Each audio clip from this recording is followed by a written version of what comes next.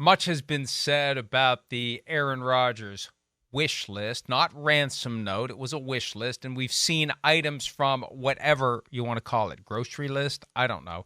But he has accumulated former players, guys he wanted to be there. Nathaniel Hackett also addressing the ability and the inclination of Aaron Rodgers to recruit former teammates. Here he is. Aaron's thrown a lot of passes to a lot of guys, and I think that for him to have an opportunity to throw it to some people that he knows and is familiar with, they know how a route's going to be run or an adjustment might be made or a signal might come. That's going to help, and it's going to be able to send vibrations through the team that gets them on the same page faster too, because I can't be everywhere. Aaron can't be everywhere at the same time. So when you have like a guy like Billy in the offensive line room, he can communicate certain aspects of how Aaron operates. When you're with Allen can do that in the wide receiver room. So I think that as much communication as you can get is so critical for an offense to get rolling. And look, that makes sense. And that's why the idea of him having a wish list always made sense. You want me there. You want me to make an immediate impact. I need guys I'm familiar with. You know, there's always kind of a line between, is it familiarity or is it he just wants his friends around? Yeah. At times it feels like he just wants his friends around. Right. That those relationships mean so Randall much Cobb to him. feels that way he for wants sure.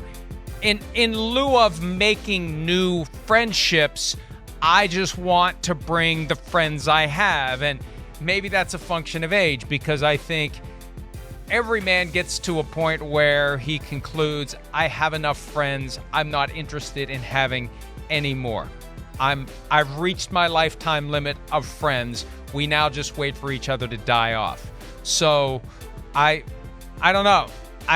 I don't know that it's, because at a certain point it's counterproductive. Like, is Randall Cobb really good enough to be on an NFL team right now? There's no other team that wants him. Right. What makes him suitable to be on the Jets when no other team wants him? All due respect, Randall Cobb's had a fine career. Yeah, right. But if Aaron Rodgers was not on the Jets right now, Randall Cobb would not be on any NFL roster right now. Agreed. That's the only one to me that's fishy, right? That's the one that seems, to your point, Mike, of like, I want my buddy here, right? That one jumps out.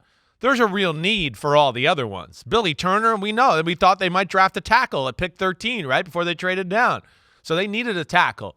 Even the quarterback in Tim Boyle. Yeah, they need a third stringer, right? He knows the system. Nathaniel Hackett, all of that makes sense. Lazard, there was a real need there. So I do think it fits. And like you said, it is smart. We saw Brady do this with Gronk. We saw Brady bring down Antonio Brown. Those are guys they're familiar with. This might be a hair different that way.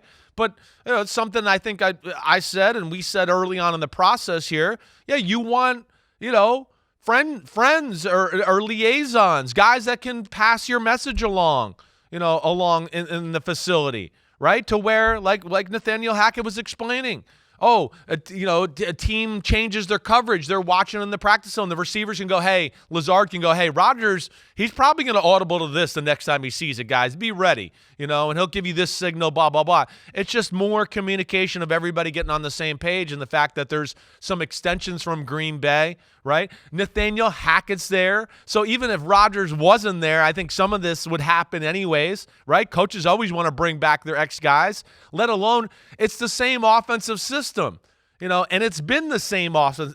They play offense and I think look at it in a similar way. Mike LaFleur was the offensive coordinator, brother of Matt LaFleur, the head coach of the Packers. Now Nathaniel Hackett switched over. So there's some philosophy things that make, that are on the same page between those two teams as well. It's not just the Rodgers thing. I think there's a few other things that connect it as well. And look, they need that. They need familiarity. They need to get things moving quickly. They need to get it all up to speed, because we're going to see tomorrow night when that schedule comes out. We're going to see it isn't going to be easy for the New York Jets this year.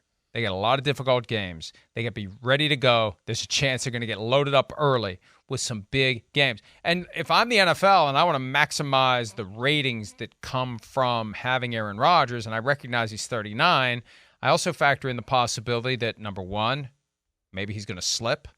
Number two, maybe he's going to get injured. Yeah. Number three, maybe it just isn't going to work like maybe the Jets are going to slip last year with the Broncos. Right. They did learn last year that You don't just assume, take quarterback who has won a Super Bowl and has been making a lot of money and is regarded as one of the sports stars, rip him out of one team, drop him in the other conference, and everything's going to be fine. 7 standalone games. After 2 or 3 of them, we're like, oh my God. What did we get ourselves into this year with this schedule, with all these Broncos games? We got to watch more of these games. So maybe we're going to see a cluster of early Jets games. I wouldn't be shocked. Because that's before the wheels come off. Right. If the wheels are going to come off, right. There's a risk there. I have a feeling we're going to see. I have a feeling most of the Jets games are going to be standalone, or they're going to be 4:25 p.m. Eastern games. I think we're going to see a lot of the New York Jets this year, and it's one of the reasons why they made the move for Aaron Rodgers. Yeah. It makes them more relevant than they've been in a long, long time, at least since Brett Favre, if not longer than that. Do we have the graphic? Did we put this up of the Jets franchise records and the average Aaron Rodgers season? I'm fascinated to see these numbers to get an idea of what kind of year Aaron Rodgers is going to have in comparison, because Joe Namath, the all-time great, the game wasn't that way back when Joe Namath was playing. So there is the franchise record in attempts. 553 is what Rodgers averages. 590 is the record. 363 is his average completions. Favre set the record with 343 in 2008. Passing yards he should set easily. Joe Namath with 4,000 in 1967. That's an impressive number. That's back when it was the high-flying AFL. Yeah. Look at this, though. Passing touchdowns. Average year will beat the all-time Jets record. Right. And interception, his average low will beat the franchise low from Ken O'Brien in 1985. So, yeah, one year with Aaron Rodgers is going to be pretty damn memorable for the New York Jets if he's just average. Yeah. Not great, but average in comparison to what he's been the last 5 years. Right. Is his average the last 5 seasons where you'd go, he's not even in his prime anymore. It's not even what he was, 8, 9 years ago when it was insane. But, yeah, I think it just speaks to the greatness of the player.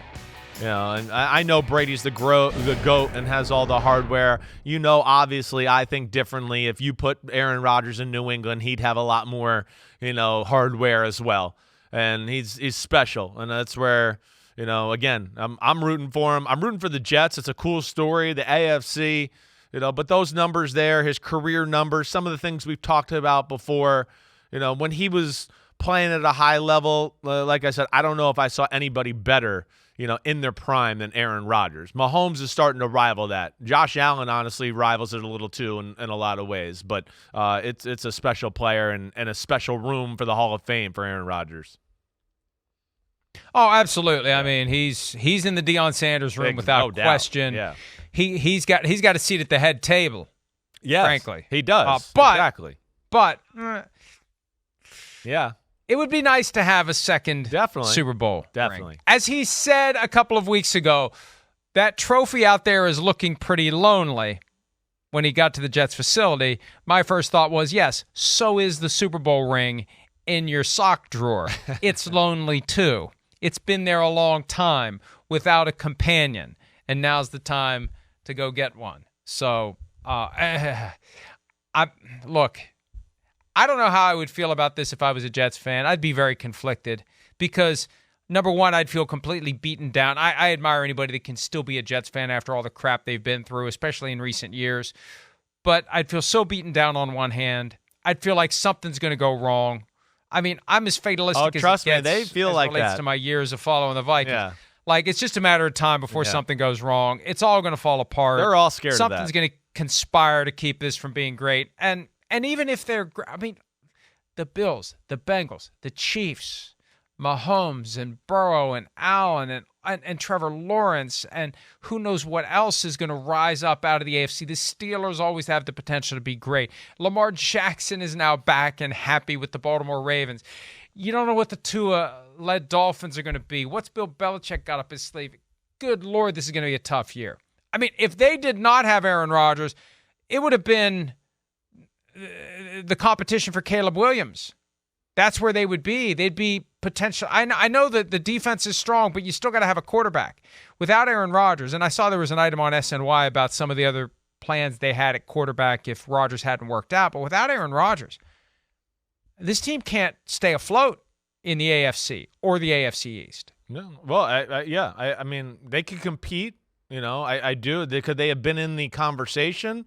Yes, I think so. We saw that last year, But, yeah, this puts them in a different stratosphere. You're exactly right. Let alone, I think, to everything you're saying, does all that and also gives them the possibility of salvaging the Zach Wilson pick as well, right? Because I think he's the guy that, he didn't know they would like that to work. He was the number 2 pick, and he's the kind of guy that scares you to let go because they've seen things and they've seen him do things on the practice field and games that go, whoa, there's not that many people that can do that.